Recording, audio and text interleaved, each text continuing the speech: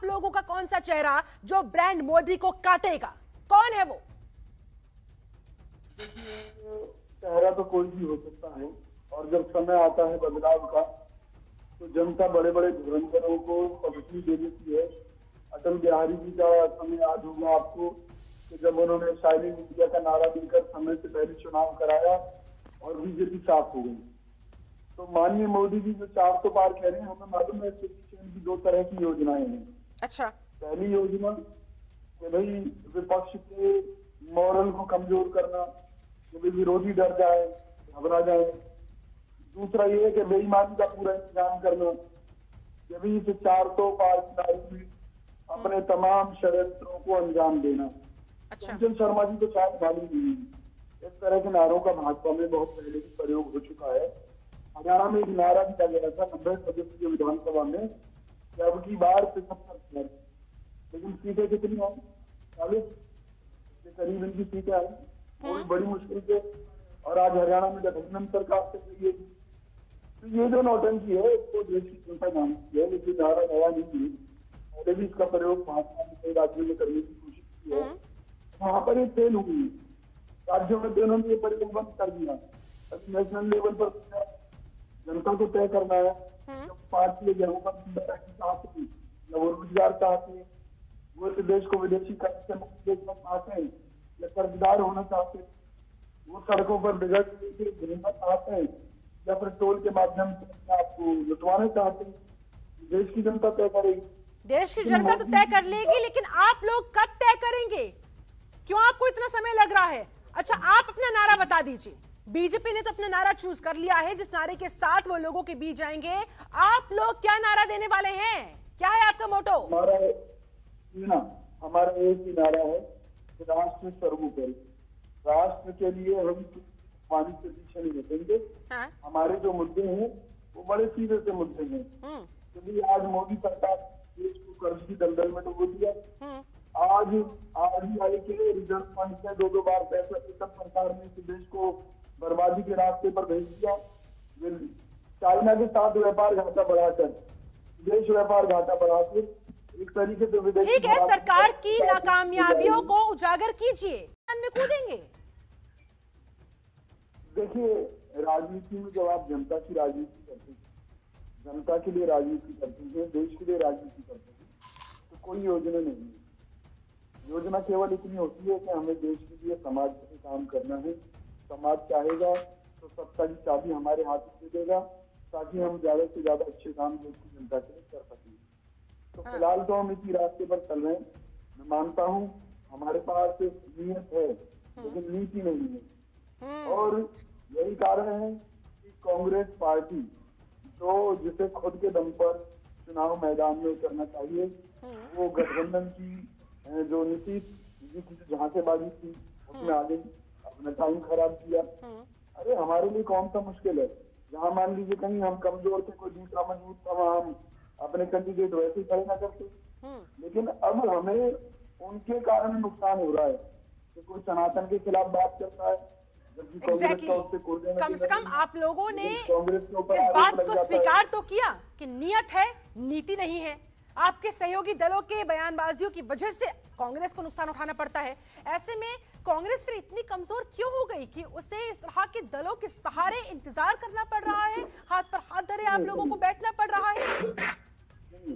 कांग्रेस ना कभी कमजोर थी ना है। नीतीश जी एक प्रस्ताव लेकर आए थे कांग्रेस पार्टी के पास कि भाई क्षेत्रीय दल देश हित में कांग्रेस के बैनर तले उस छतरी के नीचे आना चाहते हैं और हम लड़ाई लड़ना चाहते हैं।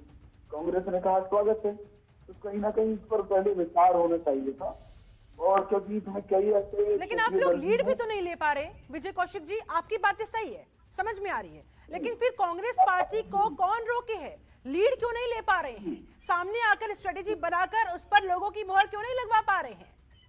मेरी बात तो सुनिए, बोलिए। आपका ये कहना कि भी लीड नहीं ले पा रही, कांग्रेस ही लीड में है। आप ये देखिए पिछले दिनों ममता बनर्जी ने क्या कहा, उन्होंने कहा कि मल्लिकार्जुन खड़गे जी को चेहरा बनना चाहिए। तो ऐसी बात नहीं है। सवाल तो ये सवाल भी तो खड़ा होता है ना सर। सुनिए ना, हमारे इस गठबंधन में क्षेत्रीय दल गद्दार है, हमें मालूम है, लेकिन हमें देश से प्यार है, अच्छा। इसलिए हम किसी से कुछ कह नहीं रहे, क्योंकि देश को बचाना हमारा प्रथम लक्ष्य है। अरे ठीक है, देश को बचाना है, राष्ट्र हित में साथ आना है, समझ में आ। चिंता जी, मेरी भी अब सुन लीजिए आप। देखिए, हम ये मानते हैं, खुले दिल से स्वीकार करते हैं कि देश और दुनिया की जो सबसे बड़ी पार्टी होती थी भाजपा, आज देश की जनता को लूट कर देश और दुनिया की सबसे बड़ी पार्टी बन गई है। आज हम इनका टेक्नोलॉजी में और फ्रॉड में और दूसरे मुद्दों पर जो हमें जवाब देने चाहिए वो नहीं दे पा रहे हैं, क्योंकि इसमें अर्थतंत्र की हमारी कुछ मजबूरियां हैं। और मैं आपको बताना चाहता हूँ कि ये सरकार किसी भी मुद्दे पर फेल है और इनके पास कोई जवाब नहीं है। आप इनसे यही पूछकर बता दीजिए कि रशिया यूक्रेन युद्ध के दौरान जितना भी रूस से सस्ते दामों में तेल खरीदा गया, उसका प्रॉफिट भारत सरकार को हुआ या प्राइवेट कंपनियों को दिया गया? तो ये इतने घोटाले हैं, चंद पूंजीपतियों की सरकार बनी हुई है और देश को जिस तरीके तो से इन घोटालों की तख्तियां हाथों में लेकर कांग्रेस के बड़े नेता सड़कों पर दिखाई क्यों नहीं देते सर?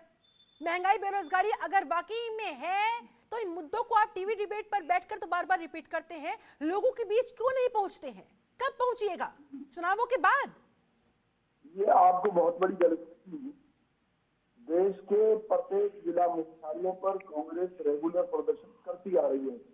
पिछले 9 सालों का इतिहास आप देखते हैं, चाहे महंगाई की बात हो, बेरोजगारी की बात हो, पेगासत मुद्दे की बात हो, अडानी अंबानी की बात हो, बढ़ती महंगाई की बात हो, तो लोग क्यों नहीं कनेक्ट कर पाए?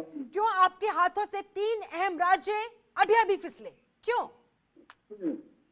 चंपा जी, आपने बहुत अच्छी बात की कि क्यों लोग कनेक्ट नहीं हो पाते। सबसे बड़ी बात क्या है कि आज कनेक्ट होने का माध्यम धरना देना नहीं रह गया है केवल। अच्छा।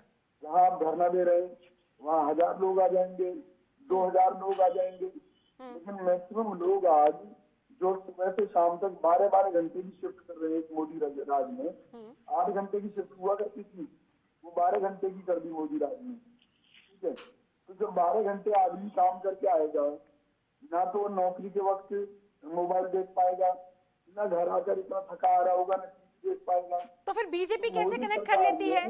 उन्हीं लोगों से बीजेपी अपने मुद्दों के साथ कैसे कनेक्ट कर लेती है? कैसे उन्हें इन्फ्लुएंस कर देती है? आपने बिल्कुल अच्छी बात कही। वो ऐसे कर लेती है, वो उन लोगों के सामने अपना प्रचार नहीं करती है, वो उन लोगों के दिमाग में ये बिठाने की कोशिश करती है कि कांग्रेस एक मुस्लिम परस्त पार्टी है, अगर कांग्रेस की सरकार आई तो ये देश मुस्लिम राष्ट्र। ये जिक्र हमें बिठाने की जरूरत नहीं है, आपको दिखाते हो अपने एक्शन से बार बार। अगर भाजपा नहीं जीती तो राम मंदिर का निर्माण बंद हो जाएगा, राम मंदिर को गिरा दिया जाएगा बाबरी मस्जिद की तरह। ये बीजेपी प्रचार करती है इस तरह के। तो वो कामयाब क्यों हो जाते हैं?